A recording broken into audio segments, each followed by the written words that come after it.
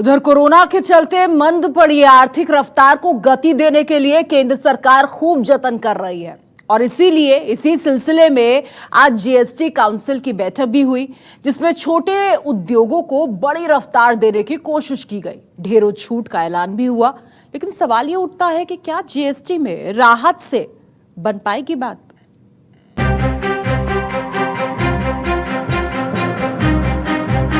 Corona ने पूरी दुनिया की अर्थव्यवस्था की कमर तोड़ दी। हिंदुस्तान में भी कोरोना से लाखों करोड़ का कारोबार और जिंदगी की रफ्तार सब बर्बाद हो गया। 20 लाख करोड़ के राहत पैकेज के बाद भी लोगों की दिक्कतें उतनी कम नहीं हुई जितनी उम्मीद थी। इसलिए सरकार ने अब कोशिशें और तेज कर दी हैं। कोरोना संकट के बीच पहली बार जीएसटी काउंसिल की बैठक हुई। लेट फीस से परेशान कारोबारियों को राहत मिली। बैठक में छोटे टैक्स पेयर्स को राहत देने पर सहमति बनी। 5 करोड़ रुपए से कम टर्नओवर वालों को रिटर्न पर केवल 9% ब्याज देना होगा। जुलाई 2017 से जनवरी 2020 तक की लेट फीस माफ। नील जीएसटी वाले कारोबारियों की लेट फीस माफ पर भी सहमति। मतलब सरकार ने एक बार फिर से व्यापारियों को राहत देने की कोशिश की है, पर सवाल ये है कि इससे आम लोगों को कितनी राहत मिलेगी।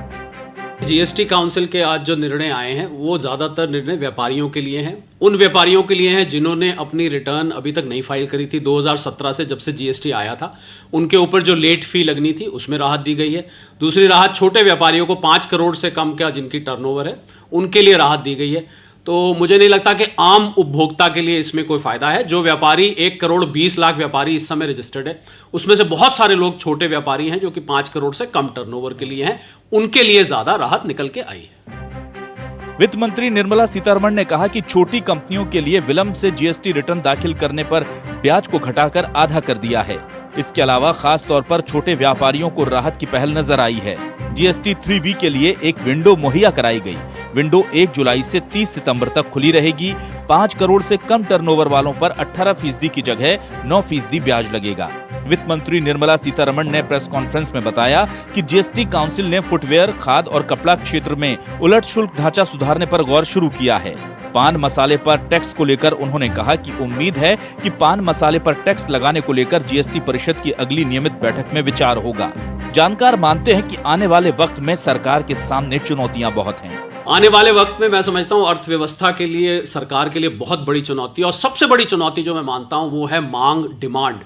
सारा दारोमदार डिमांड के ऊपर है। अगर किसी तरह सरकार डिमांड खड़ी कर देती है, अर्थ यह है कि लोग जाके सामान खरीदना शुरू कर देते हैं, उससे अर्थव्यवस्था का चक्का चलने लग जाएगा। उसी से नौकरियां भी मिलेंगी, उसी से माल भी बिकेगा, उसी से ही नया निवेश भी आएगा। वित्त मंत्री ने कहा कि राज्यों की मुआवजे की जरूरत पर विचार के लिए एक विशेष बैठक जुलाई में होगी और उसका केवल यही एजेंडा होगा।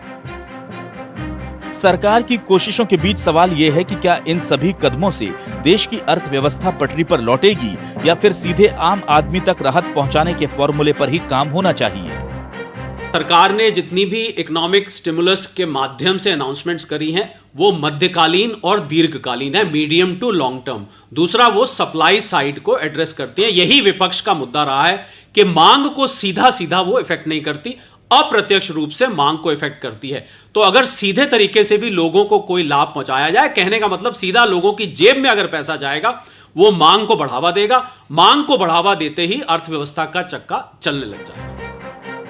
कोरोना का संकट बड़ा है और सरकार इससे निपटने की काफी कोशिश कर रही है, लेकिन ये सभी जानते हैं कि इकोनॉमी के मामले में केंद्र सरकार के दूसरे कार्यकाल में अब तक उम्मीद जगाने वाला कुछ भी नहीं हो पाया।